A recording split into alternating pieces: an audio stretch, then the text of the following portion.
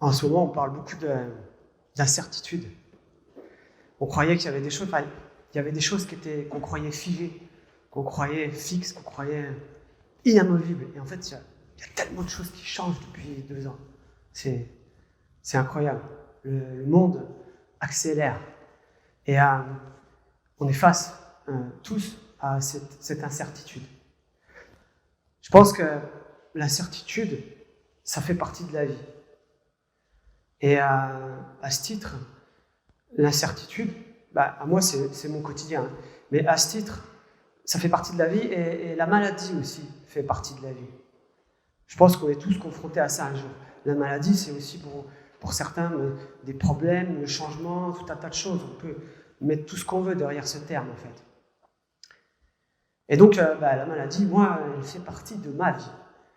Et l'incertitude aussi. La résilience, pour moi, c'est tous les jours. C'est tous les jours. La résilience, c'est tous les jours. C'est pas on fait preuve de résilience une fois et puis derrière, c'est bon. Non, c'est tous les jours remettre du pain sur la planche et aller au boulot, quoi. En fait, je vis avec la mucoïcidose. Alors, la mucoïcidose, c'est une maladie génétique. Les médecins, ils appellent ça une pathologie chronique dégénérative. Ça fait peur. Et en fait, c'est une maladie génétique, donc il y a 7000 patients en France. Moi, je suis né avec, forcément, puisque c'est génétique.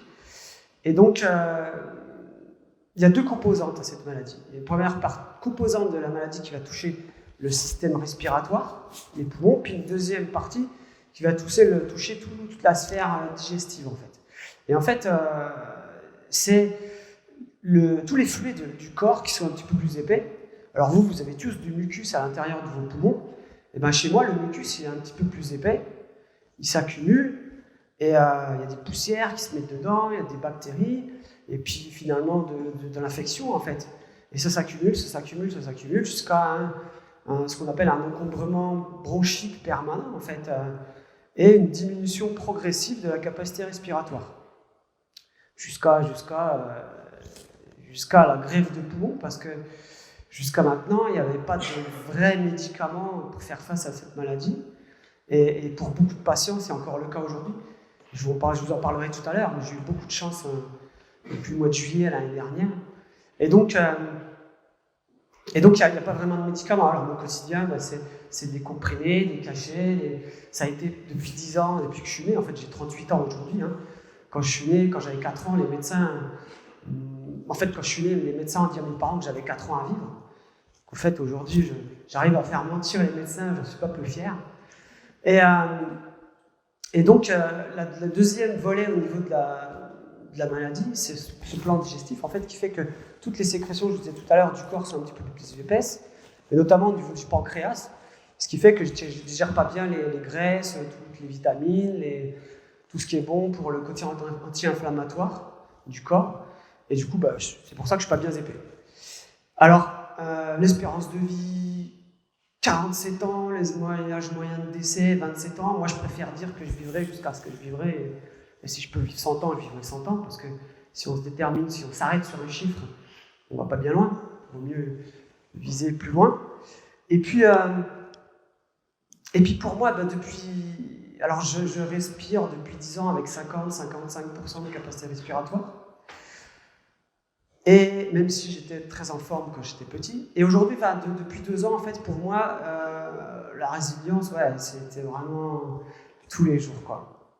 En fait, ça m'a amené à aller jusqu'au plus profond de moi-même, à aller chercher au plus profond de mes ressources, jusqu'au plus profond de mes tripes, au plus profond de mon cœur, d'apprendre à me connaître, de faire évoluer mon état d'esprit, mon mindset sur le sujet.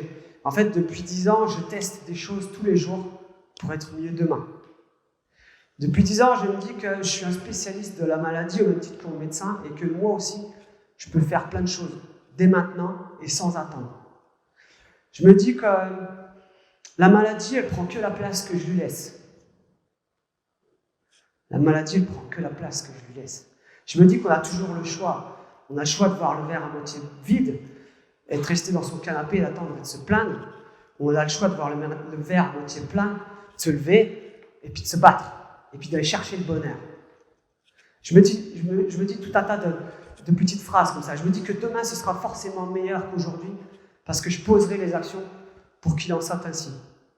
Donc en fait, la maladie, ce combat en fait pour la vie, je préfère l'appeler comme ça, m'a amené jusqu'à aller jusqu'au plus profond de moi-même. En fait, toujours en revenir au sens de pourquoi je fais ça, de pourquoi je passe des journées entières sur mon tapis de yoga, parce que depuis 2 ans, c'était un peu mon quotidien, des journées entières sur mon tapis de yoga à faire ma kiné respiratoire, à sortir 2 verres entiers par jour de mes poumons, 2 verres, 200 millilitres de cochonneries, de glaire, de pus par jour. C'est ça la réalité. C'est pas très joli, mais c'est ça la réalité. Et ça revient tous les jours, tous les matins, il faut refaire ça. Depuis 10 ans, je fais ça. Mais depuis 2 ans, vraiment, je faisais vraiment plus que ça. J'étais vraiment carpette, quoi. C'était vraiment très dur. Ça m'a amené à comprendre, à avoir 2 réflexions, en fait. À penser à cette métaphore, en fait. Par moments, c'était comme si j'avais une petite flamme au creux de la main, hein, et comme s'il y avait tout un ouragan autour de moi, et que cette petite flamme, il fallait quand même la maintenir allumée, quoi. Comme il fallait la protéger. Et dans mes actions du quotidien, mon objectif, c'était de protéger cette petite flamme, de faire en sorte qu'elle continue à briller. Cette petite flamme, pour moi, elle s'appelle l'espoir. L'espoir que demain, tu peux y arriver, tu peux être en meilleure forme qu'aujourd'hui. Demain, tu vas vivre, demain, tu vas pouvoir faire plein de choses. J'ai toujours cru en ça depuis 10 ans. Et cette petite flamme, elle est tellement précieuse. La deuxième histoire que je voudrais vous raconter, c'est que je dis souvent aux autres patients, aux personnes que je croise qui vivent un cancer aussi, que tant que tu as envie de vivre, tu vis. Alors, j'ai appris au travers de mon parcours qu'on parle le plus de ce dont on a besoin d'entendre, au final. Et tant que tu as envie de vivre, tu vis. Je me dis cette phrase aussi à moi-même quand je le dis. Et en fait, c'est ça la grande question, c'est l'envie. En fait, pendant le premier confinement, donc il y a 2 ans, je suis descendu à 40% de capacité respiratoire. Et à ce stade, en fait, la question, c'est l'envie. Parce que tant que tu as envie de vivre, tu vis, c'est facile à dire. Mais en fait, l'enjeu, c'est ça, c'est l'envie. C'est d'avoir envie. Qu'est-ce que tu fais dans ton quotidien pour continuer d'avoir envie de faire cette kiné, de passer des journées entières à faire ta kiné sur ton tapis? C'est ça l'enjeu. Donc, de quoi tu remplis tes journées? Est-ce que tu remplis tes journées de BFM TV, de CNews, de râlerie, de jugement, tiens, lui il a un masque, lui il n'a pas de masque. Ouais. Est-ce que tu veux remplir tes journées de ça ou d'autres choses? Ou simplement de quelque chose que j'ai connu il n'y a pas longtemps, en fait, à Noël, je me suis tapé un fou rire de l'enfer avec mon petit-neveu. Ça faisait très longtemps que ça ne m'était pas arrivé. Pour moi, c'est ça la vie. Vivre pleinement et à fond sa vie, c'est ça, c'est être capable de vivre des fous rires. Et quand je repense à ça, je disais à ma copine, je disais, mais il y a longtemps que j'ai pas eu de fou rire, j'arrive même pas à m'en rappeler, ça fait peut-être plus de 10 ans, ça me fait chier, quoi. Et c'est arrivé à Noël, je suis trop content, quoi. Et puis en fait, être capable aussi de pleurer, de verser des larmes. C'est pas de la tristesse, c'est des larmes c'est l'émotion, en fait, de partager des larmes avec les gens. Avec des gens comme Karim, avec des gens comme ça, qui ont des parcours de vie qui sont puissants. Moi, ça me parle, quoi. Et c'est ça la vie, c'est de partager ces 2 extrêmes. Et donc, en fait, c'est de ça que j'ai envie de remplir ma vie aujourd'hui et mes journées pour continuer à avoir envie de faire les choses, de vivre. Alors, comment on fait pour être résilient? Et j'ai pas envie de parler au nom de tous les gens qui vivent des choses difficiles de toute la Terre. J'ai envie de parler pour moi, comment moi je fais. Parce que je suis juste moi, quoi. Je suis juste Paul. Et en fait, comment j'ai fait? Je pense qu'une des premières choses, c'est d'avoir ce terreau, en fait, de créer des conditions de silence. Parce que c'est dans le silence qu'on écoute le mieux ce qui se passe. Qu'on est plus à même de se remettre en question, de faire un diagnostic, de pouvoir se poser les bonnes questions. Et je parle souvent vous savez, ces petites questions-là qu'on met sous le tapis quand on est en bas. Oh non, mais si celle-là, je me la pose, après, je vais déprimer. Non, parce que la question, elle est grande comme ça, c'est pas bien grand, mais après, il y a cette question-là, puis après, il y a celle-là, puis après, il y a celle-là, puis après, il y a celle-là. Je vais sombrer, je vais me suicider, je vais être en l'air. Non, il faut mettre les mains dans le cambouis, il ne faut pas la mettre sous le tapis, cette question. Quand tu es en bas, quand tu viens de te faire larguer, quand il pleut, ici à Douai, il doit pleuvoir quand même de temps en temps. Hein. Non, ces petites questions, il faut vraiment mettre la tête dedans, les mains dans le cambouis jusqu'au bout, quoi. Parce que c'est celle-là qu'il nous faut avancer. Et il ne faut pas avoir peur de souffrir par rapport à ça. Il ne faut pas avoir peur de souffrir. Et au final, en se posant toutes ces questions, en fait, en tirant le fil de toutes ces questions, on trouvera forcément une solution quelque part. Et si on ne se pose pas ces questions, elles nous poursuivront toujours, en fait, jusqu'à notre mort. Donc, se poser les bonnes questions, et puis ouais, je vous disais, créer les conditions de ce silence, cette paix extérieure dans son environnement, avoir un environnement positif, une maison calme, s'entourer des bonnes personnes, être vrai et authentique par rapport à ça, être vrai par rapport à soi, par rapport à ce qu'on vit, être pleinement conscient de ce qu'on vit, être vrai dans sa façon de parler aux autres, être authentique, et être authentique aussi avec soi-même. Donc. Parce qu'il y a l'environnement extérieur, puis il y a ce que tu vis aussi à l'intérieur de toi, travailler sur toi, approfondir ta connaissance de toi pour être en paix à l'intérieur. Et pour pouvoir, un peu à la manière d'un sismographe, pouvoir ressentir le moindre changement qui se passe dans le corps. Moi, c'est ce que je fais au quotidien. Je suis taqué là-dessus, en veille sur mon corps. Et j'ai besoin de ça pour pouvoir avancer. Une fois qu'on a tout ça, je vous parlais tout à l'heure de mindset, de ces petites phrases qui sont essentielles. Et puis derrière, il faut agir. Quoi. Il faut agir tous les jours. Mon prof de yoga, il y a quelques années, il disait tout ce qui ne bouge pas dans le corps est potentiellement sujet à maladie. C'est hyper challengeant comme phrase. Moi, ça m'a beaucoup motivé. Je sais que tant que je bouge, je suis en vie. Et en fait, je fais un petit parallèle tout de suite avec Elisabeth Kubler-Ross, qui est une infirmière spécialiste du deuil, du processus de deuil. Alors, dans le processus de deuil, il y a le choc, il y a le déni, il y a la colère, il y a le marchandage, il y a la dépression, et puis en dernier, il y a l'acceptation. Et en fait, dans le cas d'une pathologie, comme on dit, chronique dégénérative, j'ai l'impression qu'il n'y a pas tellement d'acceptation possible. Parce qu'en fait, la maladie elle évolue tout le temps, donc il faut tout le temps se réadapter à une nouvelle situation, tout le temps accepter une nouvelle situation. Donc en fait, j'oscille tout le temps entre acceptation et marchandage, qui m'incite à pousser des actions, tout en sautant la dépression, parce que si je déprime, je ne pense pas que je vais beaucoup sortir du tapis. Et donc ça, ouais, c'est vraiment un problème dans ce que je vis au quotidien. Un problème, mais en même temps qui fait que je suis là aujourd'hui devant vous. Je parle d'action, et en fait, c'est pas la victoire qui compte. Aujourd'hui, je suis pas guéri. C'est pas la victoire qui compte, c'est de continuer à agir, c'est d'enchaîner les échecs et de continuer à agir. Juste se battre, tout le temps, tous les jours. Et cette action, c'est du sport, donc c'est de la course à pied, c'est du vélo, c'est du trail, c'est du yoga, c'est de l'alpinisme, c'est de la randonnée, c'est la kiné que je fais tous les jours pendant des heures, c'est travailler sur son alimentation, travailler sur sa qualité du sommeil, travailler sur toutes ces choses-là, réfléchir à soi, réfléchir à qui on est à l'intérieur, je vous disais tout à l'heure, pour anticiper l'avenir. Et puis, pour avoir envie de vivre, continuer à cultiver, et c'est ça le verbe d'action que j'ai envie d'employer, cultiver la joie et l'amour. Parce que ça se cultive, d'aller renifler les petites fleurs au bord du sentier, de regarder sa copine dans les yeux et de lui dire qu'on l'aime, et puis de partager, de dire à son entourage qu'on l'aime, de dire à ses parents, de dire à sa mère, à son père, à ses frères et sœurs, parce que ça solutionne énormément de choses de dire qu'on s'aime. En fait, j'aime bien dire aussi que lâcher prise, c'est choisir de ne pas choisir. Et là, je fais appel au non-jugement. Ouais, il a un masque, et toi, t'en as pas. Ouais, et alors ? Et puis à la télé, ils disent ça, mais lui, il dit ça, puis lui, il dit ça. Comment on fait pour savoir ?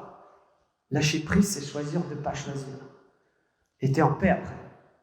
T'as toutes les infos, mais tu ne sauras jamais la vérité. Tu vas y passer des heures et des jours entiers, des années à savoir, à connaître la vérité que ça se trouve, on te cache.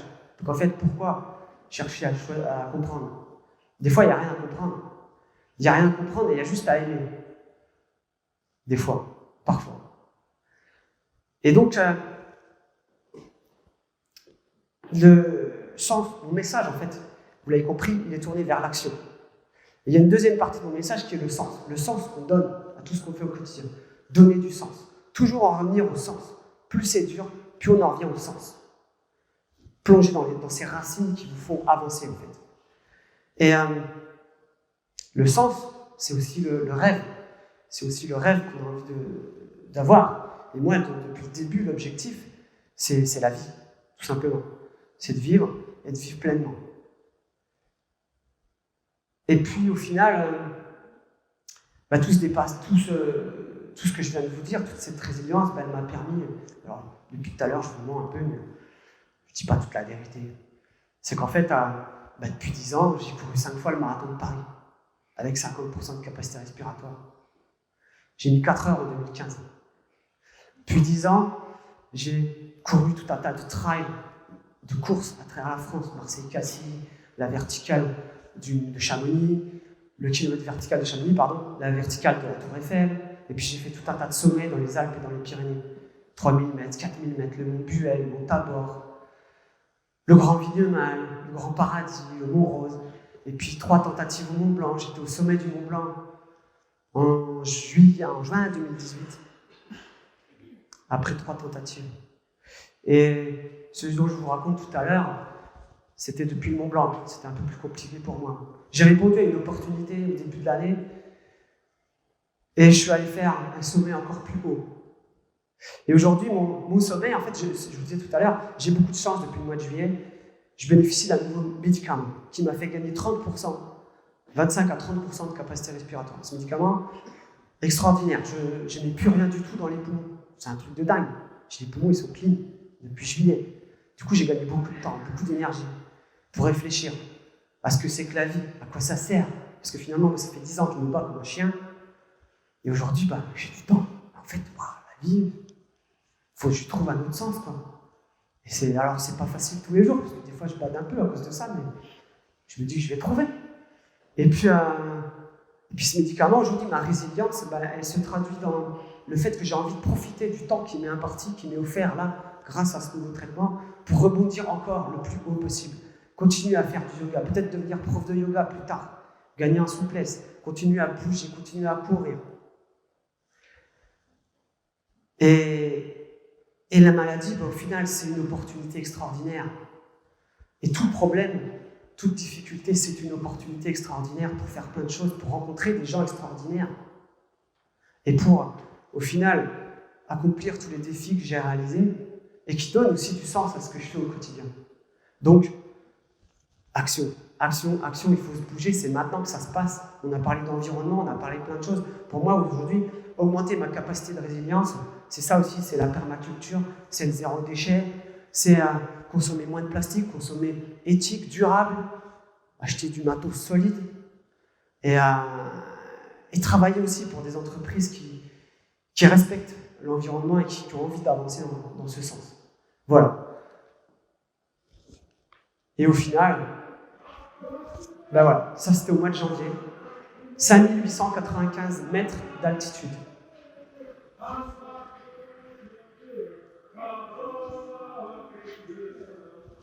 Bon, ça y est, on est aux portes du parc du Kilimandjaro. Historique. Ah, elle a fait 10 km 41 en 5h10.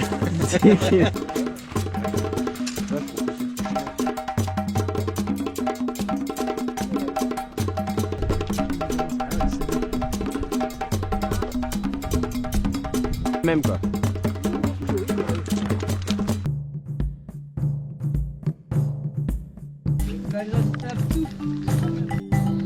Quand passe et wow.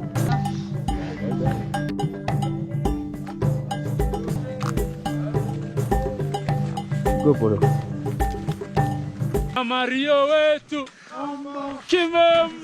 Vous avez passé le Mont Blanc. T'es du Swahili, Hakuna Matata.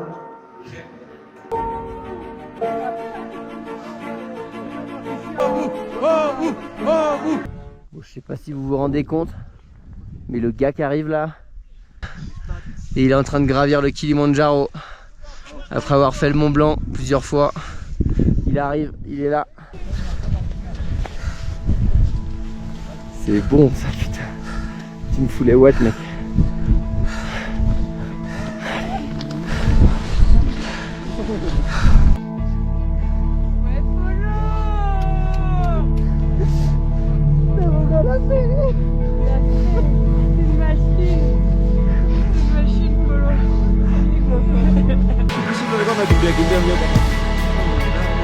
Allez!